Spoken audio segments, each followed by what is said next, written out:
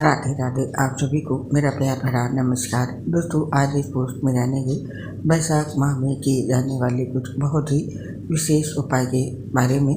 बैसाख का महीना प्रारंभ हो चुका है, जो कि 12 मई तक चलेगा। आपको बताते चले कि हमारी संस्कृति में बैसाख महीने का बहुत ही अधिक महत्व है। बैसाख महीने के दौरान भगवान विष्णु की पूजा का विधान है। इस दौरान भगवान विष्णु की माधव नाम से पूजा की जाती है, क्योंकि बैसाख महीने का एक नाम माधव मास है। शास्त्रों में बैसाख महीने के दौरान किए जाने वाले बहुत से यम नियम आदि बताए गए हैं। बैसाख के महीने की पूर्णिमा तक ये यम नियम चलते हैं। और अब जानते हैं बैसाख महीने में किए जाने वाले कुछ बहुत ही विशेष उपायों के बारे में, जिन्हें करने से शुभ फलों की प्राप्ति होती है। तो पहला उपाय जानते हैं। ये उपाय कैरियर की तरक्की के लिए है। अपने कैरियर की तरक्की सुनिश्चित करने के लिए बैसाख के महीने के दौरान तुलसी पत्र से श्री विष्णु के माधव स्वरूप की पूजा करें और साथ ही भगवान विष्णु के केशव और गोविंद नाम का ध्यान करें।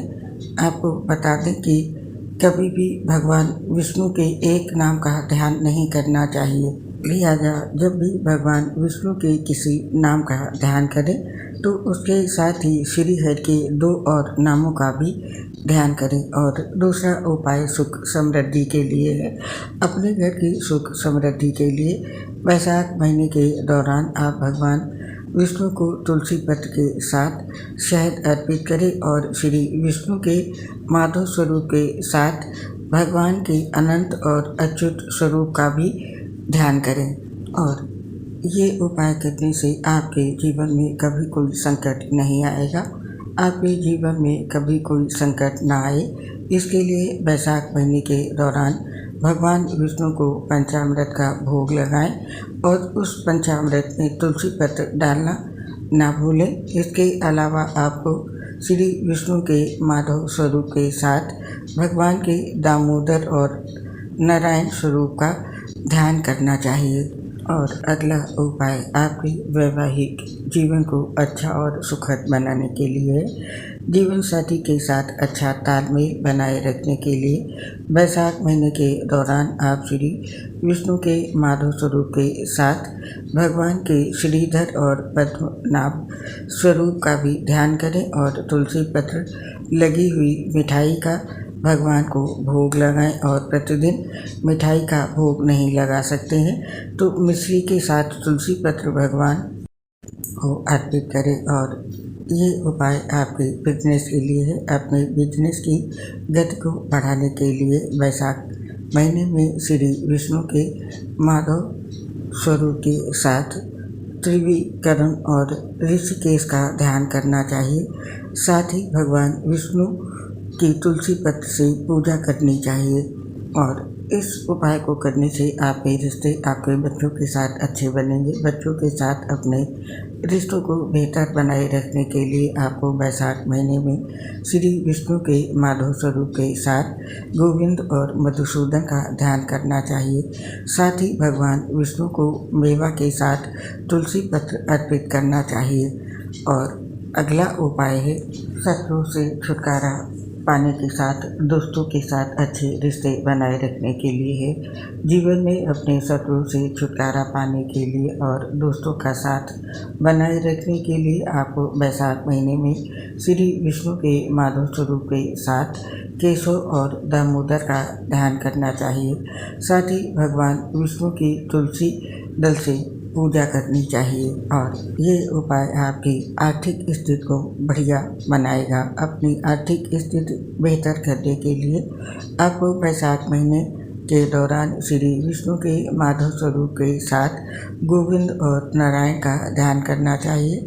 साथ ही श्री हरि को आटे से बनी पंजीरी में तुलसी दल डालकर भोग लगाना चाहिए।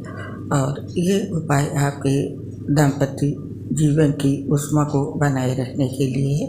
अपने दाम्पत्य जीवन की ऊष्मा को बनाए रखने के लिए आपको बैसाख महीने के दौरान श्री विष्णु के माधव स्वरूप के साथ अच्युत और मधुसूदन का ध्यान करना चाहिए।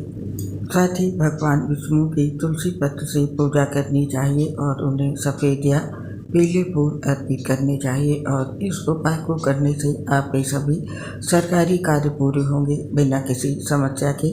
अपने किसी सरकारी काम को बिना समस्या के पूरा करने के लिए वैशाख महीने के दौरान श्री विष्णु के माधव स्वरूप के साथ अनंत और श्रीधर का ध्यान करना चाहिए। साथ ही तुलसी पत्र से श्रीहरि की पूजा करनी चाहिए और ये उपाय आपको कंपटीशन में सफलता दिलाएगा। किसी भी तरह के कंपटीशन में अपनी जीत सुनिश्चित करने के लिए वैशाख महीने के दौरान श्री विष्णु के माधव स्वरूप के साथ पद्मनाभ और ऋषिकेश का ध्यान करना चाहिए। साथ ही भगवान को गंध और तुलसी पत्र अर्पित करना चाहिए और ये उपाय आपके बिजनेस को ऊंचे मकाम तक पहुंचाएगा। अपने कारोबार को ऊंचे मकाम तक पहुंचाने के लिए वैशाख महीने के दौरान श्री विष्णु के माधव स्वरूप के साथ त्रिविक्रम और मधुसूदन का ध्यान करना चाहिए।